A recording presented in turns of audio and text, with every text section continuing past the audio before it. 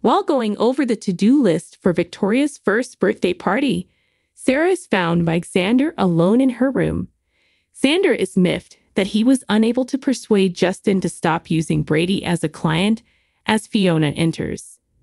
Fiona advises that instead of tensing, they concentrate on something good, like Victoria's birthday. She offers to assist with everything, including the party.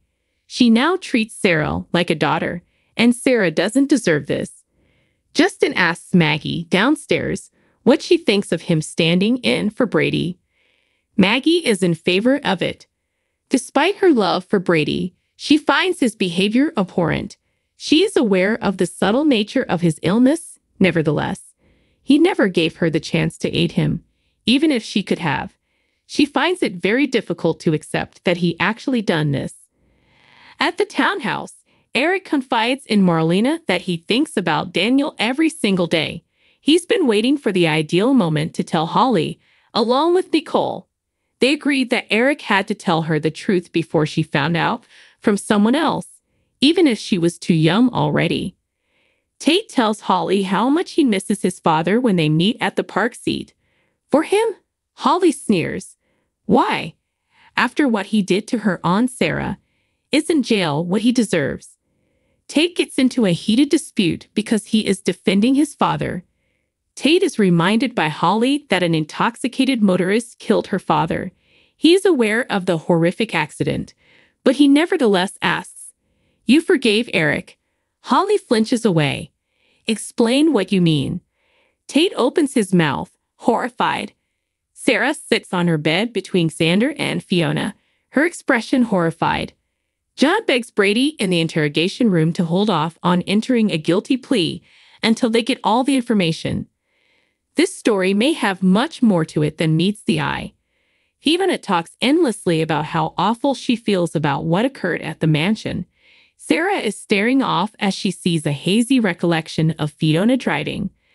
Xander takes a seat on the bed beside her. "What's that?" Sarah looks at Fiona with a shocked expression. Next on Days of Our Lives, Holly is devastated by the truth, and things escalate between Eric and EJ. Explore Salem's past in greater detail with our extensive photo collection below as Days delves further into the past. Days of Our Lives today was definitely unexpected, at least in terms of EJ and Gabi. Even though Gabi had second thoughts about harming Stefan, it appears that the decision may already be out of her control, meaning that the ramifications from their hate sex is only beginning. Interestingly, though, that has nothing to do with EJ's will to harm Gabi and Stefan. EJ was, in fact, somewhat understanding. Alternatively, we believe he was. Gabi may have been playing around with him as she hesitated to tell Stefan what they had just done. However, EJ did share how devastated Nicole's departure still is and how he would stop at nothing to win her return. Even though the show didn't focus much on the aftermath of her departure, it was evident that EJ was still affected. And that's a big relief because EJ simply disappeared from our screens for weeks after Eric and Nicole departed Salem, only sometimes making an appearance in a little capacity.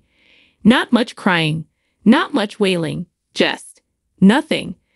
Then Gabi appeared, drawing him into her scheme to exact revenge on Stefan, causing all of EJ's scars from Nicole and him to burst open. And now Eric is returning to help Brady by the end of the week.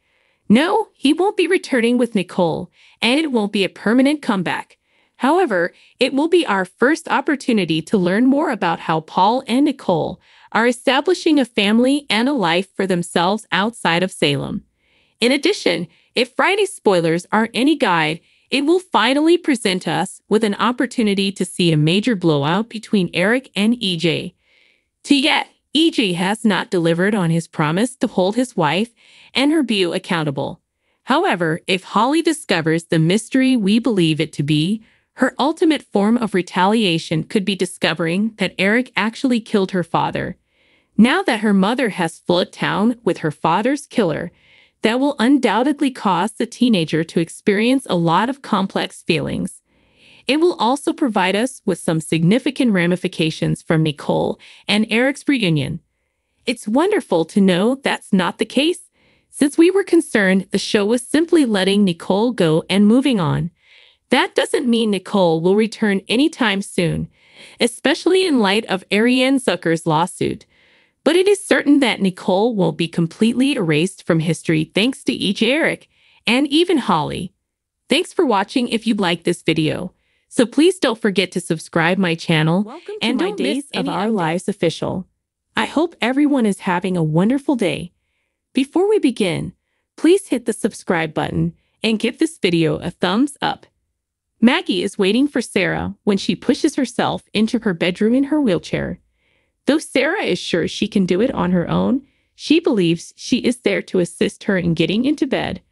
Maggie watches in anxious silence as Sarah struggles. Maggie gets Sarah into bed with the assistance of a distraught Holly. Sarah jokes that the bed is now higher than it was. Holly puts the blame for Sarah's predicament back on herself. Sarah restates that the individual who struck her is the only one at fault. Fiona enters the Kyriakis living room, where Xander is tapping his phone furiously. She pours herself some water instead of reaching for the bottle of vodka. Justin joins them as Fiona gets all gushing over her accommodations. Brady is going to be fired as Xander's client. As Xander yells about Brady driving while intoxicated and abandoning Sarah to perish, Fiona flinches. She yells, "Oh, for God's sake, Xander. An accident occurred." Fiona looks off guiltily as Xander glares at Justin. After saying goodbye to Belle at the townhouse, John informs Marlena that their daughter has promised to speak on Brady's behalf. Paul also expressed a desire to return home, and his father is willing to assist. He is grateful for everyone's support, but it's difficult to phone and give everyone an update. Marlena gives him her word that they will overcome this together. After expressing his gratitude to her, John heads off to see Brady. In the questioning room, Brady suspects Tate is visiting him out of shame. Tate says he isn't. He does, however, wish to know what transpired to cause him to pick up drinking once more. Brady is unequivocal in saying that he doesn't blame Theresa, but seeing her and Alex get married hurt him since he believed they may get back together. After he left for the pub, things became worse. Brady is ashamed of himself, even though Tate may not be. If Tate doesn't want to interact with him, that's acceptable. Brady's support for Tate has been immense, and he has no intention of abandoning him. Tate is confident Sarah will eventually forgive him. Everyone will accept his illness and extend forgiveness to him. "I have," Tate responds. When Tate's visit is about to end, a guard opens the door. Brady looks out in the questioning room, dejected.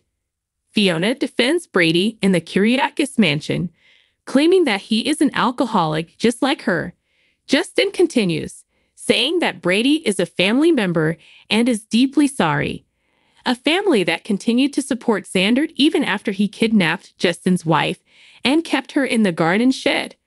Xander mockingly notes that Justin did not provide him with legal representation at the time.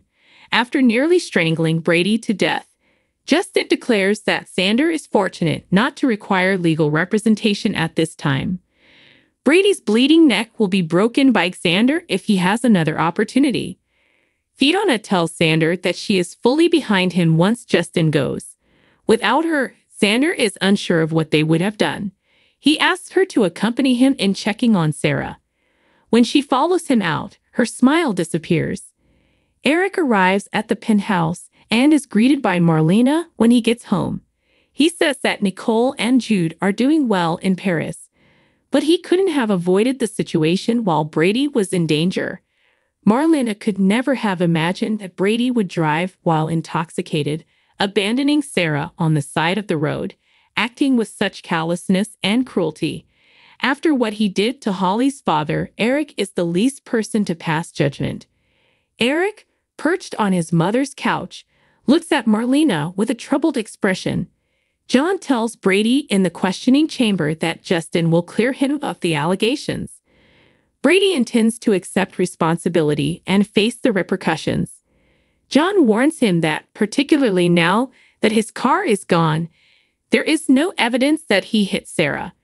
Urging Brady to consider his children, he allows Justin to present his case. Brady protests. Then John implores, "Do it for me."